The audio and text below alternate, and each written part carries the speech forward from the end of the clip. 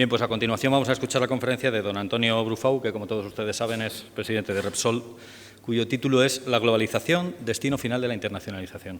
Señor Brufau, cuando quiera.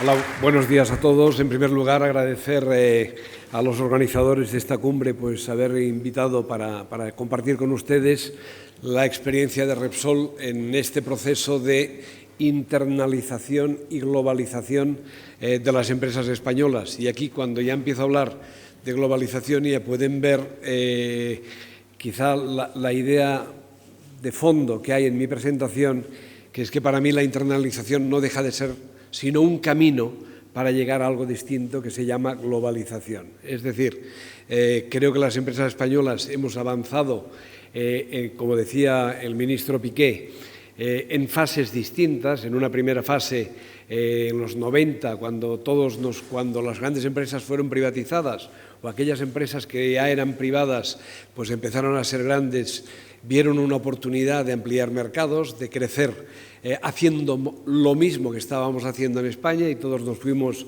a Latinoamérica pues como consecuencia de que teníamos lazos de lengua, historia, parecidos sentimientos, etcétera, pero esto llevaba a mayor presencia. Fuimos grandes multinacionales iberoamericanas, pero no grandes multinacionales globales.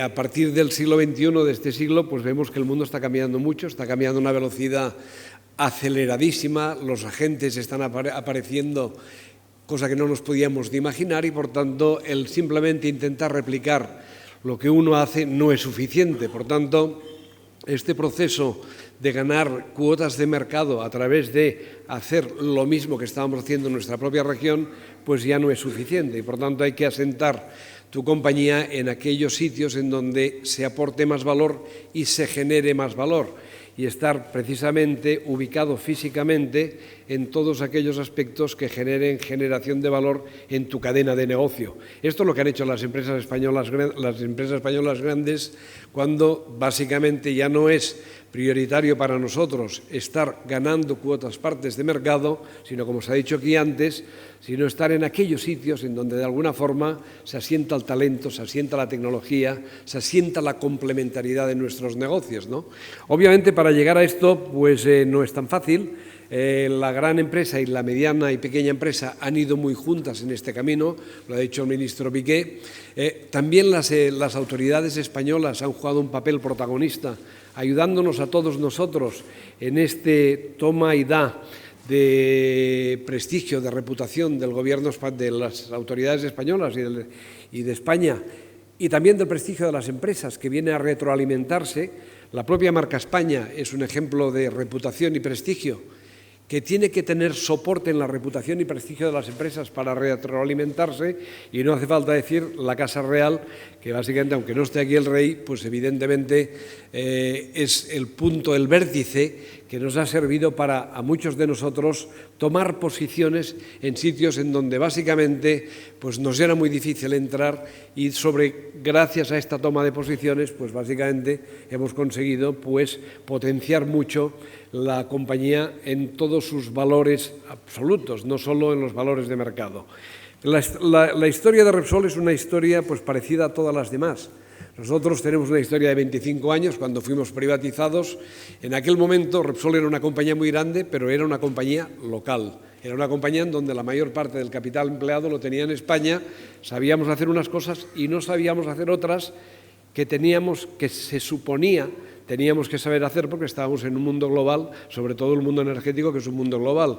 Por tanto, allí hace unos 25 años se inició una fase de crecimiento orgánico. El crecimiento orgánico, también se ha dicho aquí, no es tan fácil de hacer, porque hay que saber escoger dónde aplicarlo.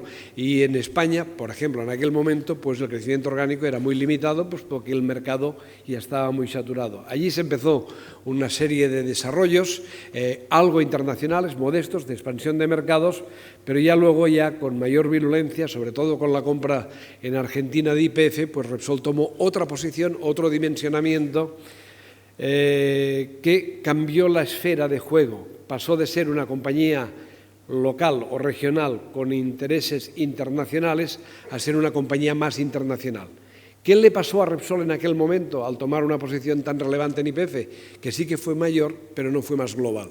Porque básicamente aquello que tenía Repsol, que estaba focalizado en una región que se llamaba España, pues lo convirtió en dos regiones, España y Argentina, ¿no? Y con la seguridad jurídica que hay en Argentina, pues ya se pueden ustedes imaginar lo que pasó. A partir de entonces, nuestra estrategia fue el ser conscientes de que nuestros competidores, aquellos a los cuales nos teníamos que mirar para enfrentar, eran compañías globales, no eran compañías que tenían mercados, eran compañías que tenían el talento asentado en cada una de las regiones en donde estaban operando. Y por tanto, nuestra estrategia estuvo basada en cómo atacar precisamente este concepto global, sabiendo que no teníamos que continuar haciendo lo que estábamos haciendo. Nosotros recientemente compramos una compañía canadiense que básicamente, que es Talisman Energy, que básicamente es exactamente igual en tamaño a todo el negocio del upstream que tenía Repsol. Y básicamente lo que conseguimos con esto fue no solo la diversificación geográfica, no solo la mejora de la calidad del riesgo, sino incorporar en el ADN de la compañía la mitad de la gente con ADN anglosajón. Y esto es transformador, puesto que nosotros estamos compitiendo en un mundo fundamentalmente global y más anglosajón que ibérico. Por tanto, al incorporar una compañía como Talisman, hemos transformado la compañía por calidad de los activos, por diversificación, por talento, por entrar en operaciones tecnológicamente avanzadas, cosa que nosotros no teníamos, y no fue solo comprar una compañía para crecer y ser más rentables, fue comprar una compañía para transformar la nuestra, para crecer en el futuro, ¿no? Y esto es lo que, de alguna forma, hoy Repsol, pues pueden ustedes pueden ver que tenemos oficinas centrales importantes, no solo en Madrid, en Houston, en Calgary, en Lima, en Kuala Lumpur. Repsol se ha convertido en una auténtica realidad. Por tanto, desde un punto de vista de empresa, y esto es fácil hablarlo, porque teóricamente es fácil hacer este tipo de discursos, es mucho más difícil desarrollarlos o aplicarlos.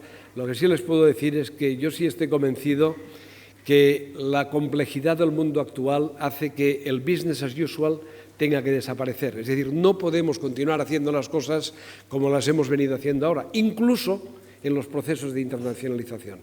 Porque si internacionalizarse es ganar cuota de mercado a otros, exportando tus productos de una región a otras, lo que te vas a encontrar o lo que nos podemos encontrar en este momento es que los agentes que van a competir con nosotros en estos otros mercados tienen ventajas cualitativas o cuantitativas que pueden ser superiores a las nuestras. Por tanto, hay que pasar de esta fase de ganancia de cuota de mercado procedente de la internacionalización a otra forma de ver el negocio, a otra forma de gestionar el negocio, que es lo que yo he empezado diciéndoles que era la forma de verlo desde una óptica más global.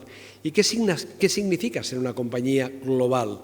En mi opinión, hay 5 o 6 características que tienen las compañías que pretenden tener en el futuro una plasmación en el mundo y ser agentes en el mundo, jugar en un mundo con todas las reglas de juego. La primera de ellas es que, a pesar de que seamos regionales, locales, lo que hay que tener es una mirada abierta al mundo. Es decir, hay que ver el mundo para ver dónde están las oportunidades. Yo puedo todo mi negocio lo puedo tener en Madrid o en Andalucía, pero tengo que pensar hacia dónde va el mundo, cómo la tecnología, cómo las demandas de la sociedad me van a impactar a mí y en dónde se van a producir las ventajas competitivas que pueden impactar a mi negocio y en dónde puedo conseguir estas ventajas competitivas para atacar mi negocio y potenciar mi negocio, ¿no? Esta sería la primera. La segunda, que esto cuesta mucho en empresas medianas, es aceptar la diversidad. Es decir, muchas veces, yo recuerdo al principio cuando yo me hice cargo de Repsol, pues cuando comprábamos un negocio enseguida mandábamos españoles al negocio. Creo que es un craso error. Es decir, hay que aceptar la diversidad, la culturalidad, el bilingüismo, la forma diferente de ver las cosas como un valor en sí mismo. Si de alguna forma lo que pretendemos es trasladar nuestras formas, nuestros hábitos hacia los demás, básicamente no nos vamos a aprovechar de las potencialidades que tienen estos demás.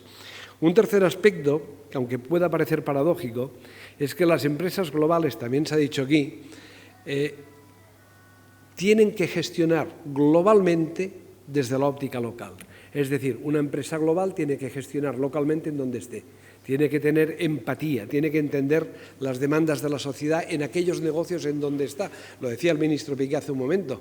Tiene que saber cómo la sociedad le está demandando o qué le está demandando la sociedad en donde está operando. Lo cual no significa renunciar a extraer de la sociedad lo mejor para toda la cadena de valor de la compañía, ¿no? Un cuarto aspecto, que también nosotros somos un poquito cicateros como españoles, es el win-win. Nos cuesta mucho aceptar compartir la ganancia. Es decir, el yo gano, tú ganas, es algo que no está en nuestro abecedario. Es decir, normalmente nosotros pretendemos ganarlo todo y lo que puede pasar a veces es que lo perdemos todo. Entonces, cuando alguien está en el mundo, tiene que buscar alianzas, aquellas personas que más valor le aporten a la organización para compartir las oportunidades de futuro, en este win-win o en este análisis win-win, ¿no? Y obviamente, un último aspecto que a veces asusta, a mucha gente asusta, nos ha asustado a nosotros, asusta a mucha gente, es esta relación con la sociedad, con los poderes fácticos de los gobiernos. Es decir, a veces uno se retrae porque cree que va a tener mucha complejidad en según qué áreas, ¿no? Si voy a China, ¿qué voy a hacer? Si estoy en Rusia, ¿qué voy a hacer? Bueno, pues lo que hay que hacer es al revés, es convertir esta relación en una oportunidad. Aspectos, intentar interpretar lo que demandan las sociedades, aspectos como transparencia, accountability, responsabilidad, lucha contra la corrupción, todos estos aspectos son enormemente importantes y hay que ponerlos en valor. Y entonces convertir este diálogo con la sociedad, con el Estado que te recibe, en una oportunidad y no en un riesgo. Es decir, por tanto, gestión de oportunidades en esta gestión de la transparencia y de todo lo que de alguna forma suponga relacionarse con el hábitat en donde estamos, ¿no? Por tanto, yo insisto, la compra que hicimos de Talisman, a mí me parece que lo que mejor tiene es haber mezclado dos ADNs, el ADN anglosajón y el ADN nuestro. Con esto estamos transformando la compañía, porque vamos a aceptar la multiculturalidad, la forma diferente de ver los negocios, el cómo Asia ve un negocio o cómo Alaska, cuando estamos perforando en Alaska, ve el otro negocio, y cómo tecnológicamente nos tenemos que aprovechar de los talentos de unos y de otros. Y acabo, talento. A mí me parece que la empresa española, gracias al apoyo de la Cámara, de todos los demás, está haciendo un magnífico trabajo. Estamos convirtiendo el modelo de generación de valor español en un modelo más sensato, es decir, un modelo que estuvo basado en la construcción, en el consumo interno desaforado, en un modelo basado en la productividad. La productividad, que significa el aporte de las exportaciones y de las inversiones en el exterior al Producto Interior Bruto. Pero esto tiene una razón de ser, que es el talento de la gente. Es decir, el talento es aquel que innova, que explora, que investiga, que invierte, que exporta, etcétera, etcétera.